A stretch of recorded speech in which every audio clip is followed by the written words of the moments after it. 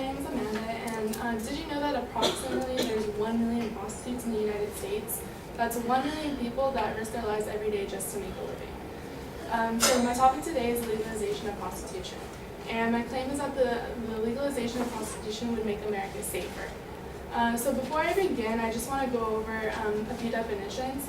So I just want to go over the definition of prostitution, which is the business or practice of sexual relations in exchange for a payment or any other benefit. The second definition is a brothel, which is a place where people can go to engage in sexual activity. And the last definition is sex trafficking, which is a mixture of the terms human trafficking and sex slavery. And sex slavery is a slavery for the purpose of sexual exploitation, and human trafficking is the trade of humans. And I'm going to go over the claims that I'm going to go over. So my first one is legalization of prostitution will lower sex trafficking in America. My second supporting claim is that the legalization of prostitution would decrease the percentage of STDs. And my last supporting claim is that the legalization of prostitution would reduce sex crimes and violence. So my first supporting claim, the legalization of prostitution would lower sex trafficking in the United States. Prostitution is considered the world's oldest profession, and there will always be a demand for sex, whether it's legal or not, which results in sex trafficking. John Halterwinger, who is the senior political writer for the Ely Daily, estimated that around 30 million people are trafficked a year around the world, and 14,000 to 17,000 people are in the United States, with 55% being female. People say that the legalization of prostitution would most likely increase sex trafficking for business and to make money. But Halterwinger reported that in Germany, they legalized prostitution in 2001, and by 2011, sex trafficking decreased by 10%. And on to my second supporting claim, which is legalization of prostitution would decrease the percentage of STDs. Sexcrimes.laws.com reported that 50% of prostitutes have HIV, and 8 to 9% would become infected of other STDs from illegal prostitution.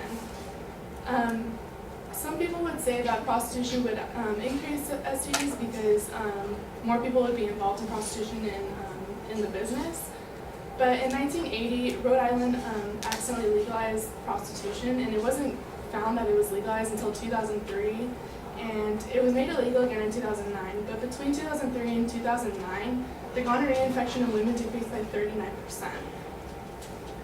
And to my last claim, which is legalization of prostitution would reduce sex crimes and violence. In the UK, where prostitution is also illegal, a brothel operator reported a violent robbery involving a prostitute, and in the end, the brothel operator was arrested because of the business. Women's issues expert Linda Lowen reported that prostitutes are estimated to be beaten by their pimps at least 58 times a year, and 100 to 400 times a year by customers.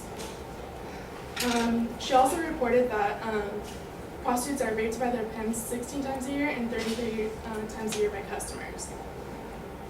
Tracy Tyler, who is a legal affairs reporter, stated that in New Zealand, where prostitution is legal, police have a higher rate of success rates with cases because prostitutes are less inhibited about speaking to officers. Halterwinger also reported that rape decreased in Rhode Island by 31%. The reason why I presented this information to you today is because people believe that prostitution degrades women and their morals. But like I said, prostitution is going to happen whether it's legal or not. And I believe that prostitution is a choice, and if it's legalized, it can make America safer. Thank you.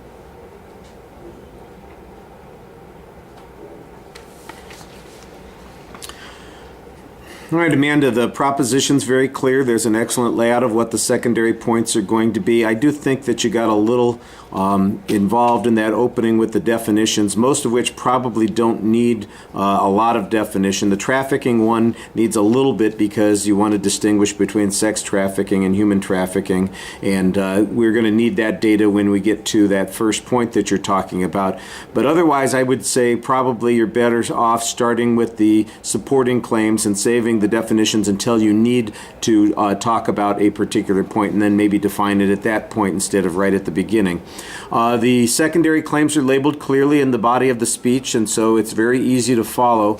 The proof on the individual points, I think, is a little bit thin sometimes. The German experience, for instance, is an interesting one, but you're talking about a 10-year period and they had a 10% decline, and there's not really much evidence that indicates that those things were related to each other, and there's not any detail about how they measured that kind of information. So if you want to be convincing about this and suggest that it's actually going to have the opposite effect, I think you need to develop a lot more information on that point. You're also very dependent on a couple of the examples on data from Rhode Island from accidental years when nobody knew that it was legalized accidentally. That seems a little strange in the first place, but if nobody knew, then how would it be that the laws would have been different in those circumstances? I think you need to have a clear explanation of that. And I think you're also making the same kind of inference that there is kind of this relationship about decrease in gonorrhea, for instance, or in trafficking, like you mentioned in the other situation. Over a period of time, and you want to be careful about attributing causality to that because of a temporary legal status that nobody was aware of. The argument about violence, for instance, against the prostitutes themselves, you've got I think better comparative data in New Zealand, although it's a little abstract as to how effective this is. The rape number that you give in Rhode Island, again, I don't know that there's any relationship to that situation. That's talking about rape in a general context. It didn't specify that it was among prostitutes. If it was among prostitutes, then you need to make sure to cite that information in the speech. I thought you did a good job providing sources for most of the material, but I didn't think that there was always enough information to prove those individual claims, and there are reasons why there might be doubts about some of them. Maybe rushing a little bit also in the presentation. You just need a lot more data to support the points, but I thought that you had a good structure, and you did phrase the claim as a claim of fact. I thought you did that effectively. You could have a more effective summary even with a speech that had a limited amount of data in it. If you could kind of summarize how you think that data proves your point, I think you'd have a stronger finish. All right, thank you.